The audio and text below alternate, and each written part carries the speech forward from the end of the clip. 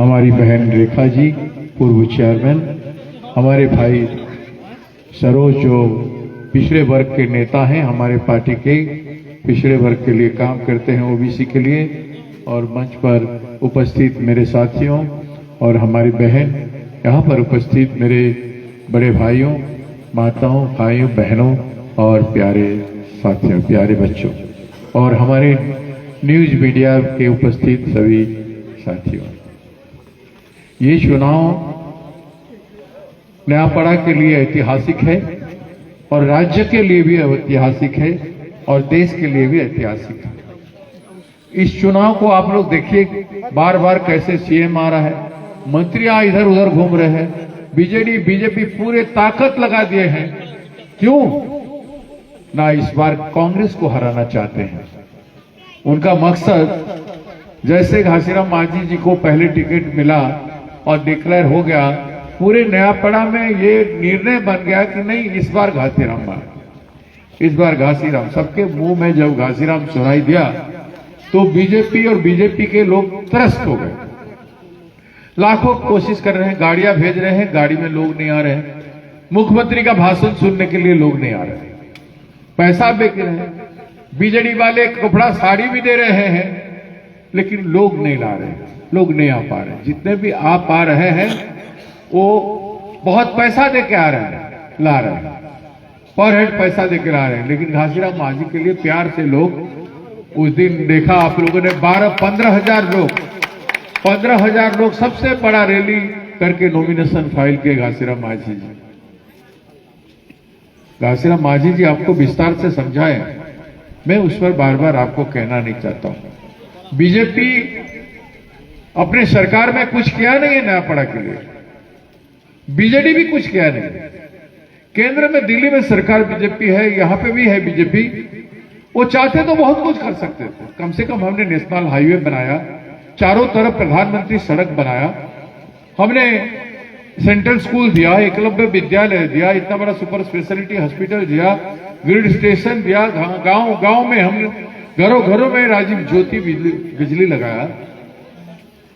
और आज भी हम महिला के लिए लड़ रहे हैं, महिलाओं को न्याय देने के लिए। पूरे उड़ीसा को हम हिला दिए। कितना पैदल यात्रा हुआ, कितना गैंगरेप, रेप महिलाओं के प्रति हो रहा है, छोटे छोटे बच्चियों के प्रति अन्याय हो रहा है। बीजेपी सरकार में कुछ नहीं हुआ। आज देखेंगे तो बीजेपी की सरकार में, बीजेडी के सरकार में 40,420 महिला और छोटे छोटे शिशु बच्चे निखोज है। उनको खोजने का कोई काम बीजेडी सरकार नहीं किया। और इस सरकार में 36,000 महिला और शिशु निखोज और बलात्कार के शिकार हैं। उसमें गैंगरेप अधिक है। इसमें आप देखिए, 5 साल का बच्चा को छोड़े नहीं है, बच्ची को छोड़े नहीं है। 6 क्लास का बच्ची स्कूल में प्रेग्नेंट हो जाती है, 10 साल का बच्ची स्कूल में बच्चा पैदा करती है, क्लास में एग्जाम दे रही बच्ची को प्रति इन्विजिलेटर मिसबिहेव करता है, वो सुसाइड कर देती है। ऐसे कई घटनाओं इस राज्य में हुआ बीजेपी के सरकार में। बीजेपी कहा महिला एक मुद्दा नहीं है, तो फिर क्यों महिलाओं को पीछे, एसएसजी ग्रुप माताओं के पीछे क्यों वोट के लिए दर बदर भटक रहे हैं? जब महिला मुद्दा नहीं, दुनिया को पालने वाली माँ, घर को चलाने वाली माँ, बहन, बच्चियां, घर को शोभा देने वाली बच्चियां, ये मुद्दा नहीं है। इनसे बड़ा मुद्दा क्या हो सकता है? जब गुलाम समझते हैं, माताएं खाली वो इंसान नहीं है, एक केवल उनके लिए उपभोग का सामान है। माँ दुर्गा, माँ काली, माँ सरस्वती को हम मानते हैं, वो शक्ति के स्वरूप है। अपने माँ को जिस आदर से बच्चा देखता है, हर इंसान को, हर किसी के माँ को, बच्चों को, बहनों को उसी दृष्टिकोण से देखने की समाज की जरूरत है। सरकार को वातावरण बनाना चाहिए जो नहीं बना पा रहा, और जो पीड़ित हो जाता है, जो महिला, उसको न्याय देना चाहिए, वो न्याय दे नहीं पाता है, इसलिए अन्याय महिलाओं के प्रति बढ़ता चलता है। इसलिए हमने विधानसभा घेराव किया, कलेक्टर साहब घेराव किया, पूरे उड़ीसा में बंद किया और लाखों लोगों का रैली किया। दिल्ली में, भुवनेश्वर में राहुल गांधी जी आए, हमारे नेता खड़गे जी आए, हमारे बड़े बड़े नेता आए, बहुत विशाल रैली हुआ। हम लड़ रहे हैं। चारों ओर ओडिशा में लोग देख रहे हैं कि इस बार कांग्रेस आएगा तो एक नया सरकार होगा। अगर नयापड़ा में कांग्रेस जीतेगा, अगर नयापड़ा में कांग्रेस जीतेगा तो राज्य में कांग्रेस का सरकार आएगा। और मैं आपका एमपी रहा हूं। जब मैं एमपी था, जो जो लोगों की जरूरत था मैंने पूर्ति किया। लेकिन यह बात सच है कि एक एमपी आपके पास बार बार नहीं आ सकता। मैं बार बार नहीं आ पाया। अब मैं उड़ीसा की राजनीति कर रहा हूं, तब मैं दिल्ली की राजनीति करता था। अब मुझे कांग्रेस पार्टी ने, हमारे सोनिया गांधी जी, राहुल गांधी जी ने मुझे कांग्रेस का अध्यक्ष उड़ीसा का बनाया है। मेरा काम है उड़ीसा में कांग्रेस को बनाना, और उड़ीसा में बनाने के लिए हर विधानसभा को बनाना। और नयापड़ा में उसकी पहली बारी मेरे हिस्से में पड़ा है कि नयापड़ा का विधायक को जिताना। अगर घासीराम मांझी जीतेगा तो मेरा विजय होगा, कांग्रेस पार्टी का विजय होगा, और ओडिशा में न्याय का विजय होगा। नारी को न्याय नहीं मिलता है, किसानों को न्याय नहीं मिलता है, बेकार नौजवानों को न्याय नहीं मिलता है, श्रमिकों को न्याय नहीं मिलता है, दलित आदिवासी पिछड़ों को सामाजिक न्याय नहीं मिलता है। संविधान के तहत न्याय मिलने की जरूरत है, लेकिन वो न्याय हमारे सरकार, बीजेपी की सरकार दे नहीं पाता है। तो ऐसे स्थिति में आज ये चुनाव हो रहा है। अगर 5 न्याय हम देंगे, घासीराम मांझी के प्रति आप न्याय करोगे, तो 5 न्याय हम राज्य के 5 न्याय हम दे पाएंगे। 6 बार हो गया इस बार घासीराम मांझी का, 5 बार हार चुका है। कितने बार आप सोच लीजिए। हार के कभी आपका साथ नहीं छोड़ा, कभी रुका नहीं, घासीराम मांझी लड़ता रहा। और इस बार आप उनको आशीर्वाद करेंगे तो न्याय उनको देंगे, तो 5 न्याय कांग्रेस पार्टी आपके लिए देगा। इसी बात के साथ आप सबसे निवेदन करता हूं कि आप लोग एक हो जाएं। भारतीय जनता पार्टी के पास पता नहीं 50-100 करोड़ रुपया खर्च करेंगे, लेकिन घासीराम मांझी तो आज के बीच के बच्चा है ना, व्यवसायी तो नहीं है ना, बिजनेसमैन तो नहीं है, लूटा तो नहीं है, देगा कहां से। हम लोग कांग्रेस पार्टी, हमने देश को आजाद किया, देश को बनाया, कांग्रेस पार्टी ने बनाया। ये आज के पार्टी वाले कितना बड़ा दफ्तर, डिस्ट्रिक्ट कार्यालय कितना बड़ा है देखते हैं, उतना बड़ा हमारा भुवनेश्वर का कार्यालय भी नहीं है। ये कहां का पैसा है? इतना बड़ा ऑफिस जो बीजेपी पार्टी का है, आप देख रहे हो 5 स्टार होटल जैसा दिख रहा है। डिस्ट्रिक्ट में वो पैसा कहां से आया? हमारे पास दफ्तर के लिए पैसा नहीं, हमने किराए में लिया है। हमें खुंटिया भवन को हमने पार्टी ऑफिस करने के लिए किराए में लिया है, और घासीराम मांझी का वहीं पे इलेक्शन का ऑफिस हो रहा है। तो आपको सोचना होगा। सच आपके सामने दिख रहा है, लूटने वाला का सच और आपके लिए मर मिटने वाला का सच भी दोनों साफ दिख रहा है। सच आप में है। आप लोगों के चेहरे देखने से पता चल रहा है कि गांव में लोगों की हालत क्या है, किस तरह की प्रेशर में, दबाव में लोग अपना परिवार चला रहे हैं। क्योंकि सारे रोजी रोटी का सामान बहुत महंगा होगा, किसानों को बहुत महंगा हो गया, लेकिन कमाई नहीं। महात्मा गांधी नारेगा में हमने पैसा दिया था, वो भी नहीं, वो भी काम बंद कर रहे हैं। महात्मा गांधी नारेगा में पैसा नहीं दे रहे हैं।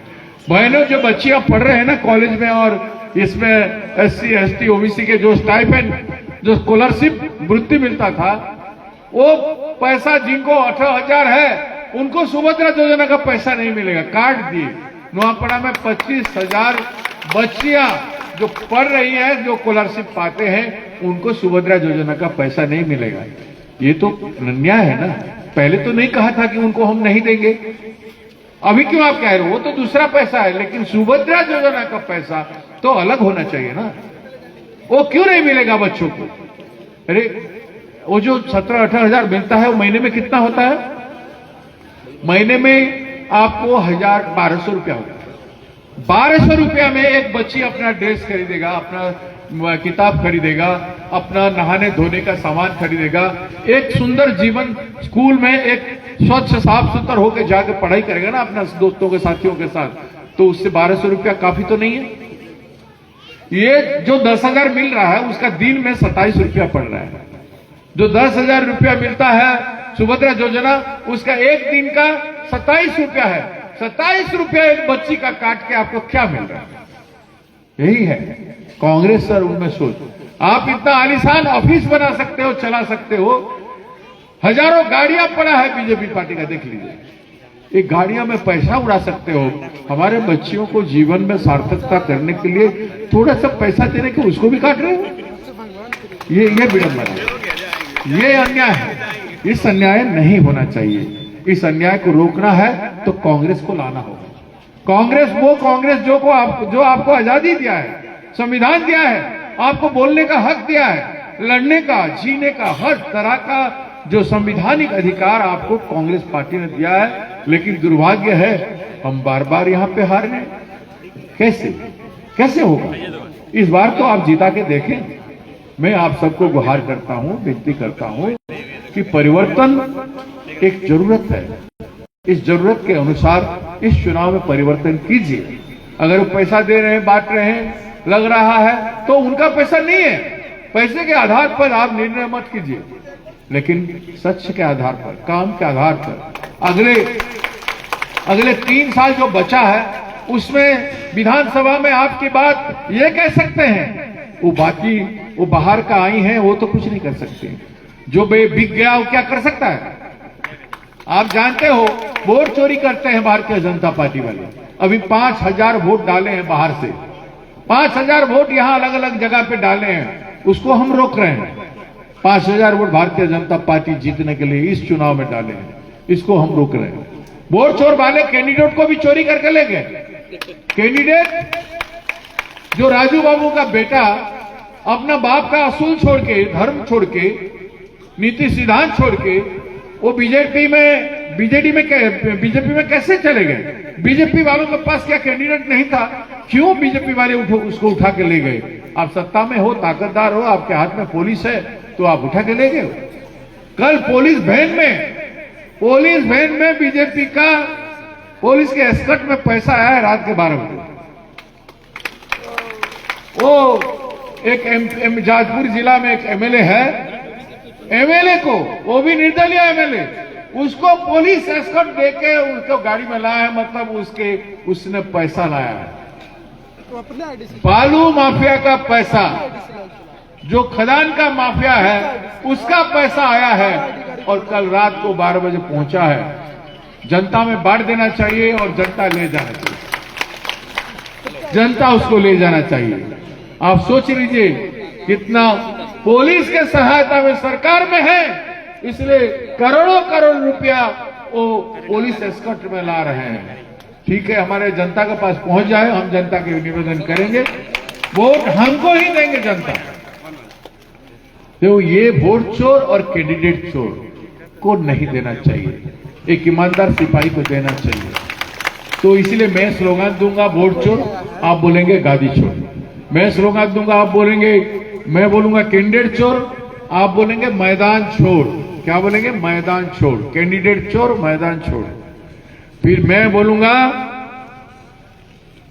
हर के मुंह में एक, सबके मुंह में एक नाम, घासीराम घासीराम। आपके गांव में एक नाम, घासीराम घासीराम। तो शुरू हो जाए वोट चोर, जोर से माताएं भाइयों, वोट चोर, वोट चोर, वोट चोर। नहीं, आवाज कीजिए ना, माताओं का आवाज बुलंद होगा तब ना उसमें दम होगा। वोट चोर, वोट चोर, गद्दी चोर, वोट चोर, कैंडिडेट चोर। कैंडिडेट चोर मतलब मैदान छोड़। कैंडिडेट चोर, कैंडिडेट चोर, कैंडिडेट चोर। आपके गांव में एक नाम, घासीराम घासीराम।